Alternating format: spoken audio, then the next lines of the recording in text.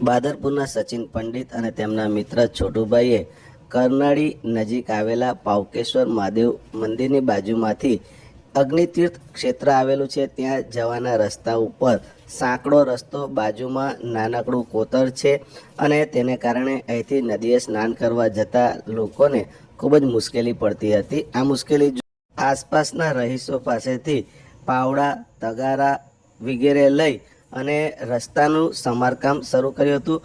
માર્ગ માટીનો ભેખડ તોડી અને 5 થી 6 કલાક તનતોડ મહેનત કરી અને ચાલવા માટેનો આ સુગમ અને સરળ રસ્તો બનાવી દીધો હતો। તેમની આ કામગીરી જોઈ અત્રેથી પસાર થતા ભક્તોએ પણ તેમની કામગીરીની સરાહના કરી હતી। આ અંગે સચિન પંડિતે જણાવ્યું હતું કે જય ભોલેનાથ, જય કુબેર દાદા કી જય। આજે પાવકેશ્વર મંદિર જ્યાં અગ્નિતીર્થ છે એની બાજુમાં એક રસ્તો છે જે સ્નાન કરવા શ્રદ્ધાળુઓ જાય છે।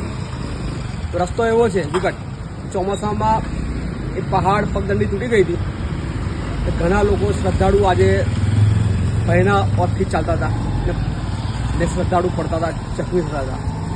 આ અમે દેખ્યું તો આજુબાજુ જે ઘર પરિવાર છે ત્યાંથી પાવડો, કુહાડી લઈને, કોદાળી લઈને, ત્રિકમ લઈને એ પહાડ ચટ્ટાનને થોડુંક ઓરાઈવાળો માર્ગ કર્યો ને જવાનો રસ્તો સુગમ કર્યો।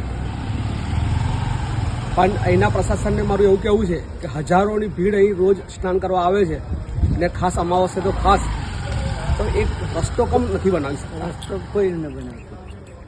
કેટલી બહેનો પડે છે, નાના ભૂલકા છોકરાઓ પડે છે ઉંમર લાયક।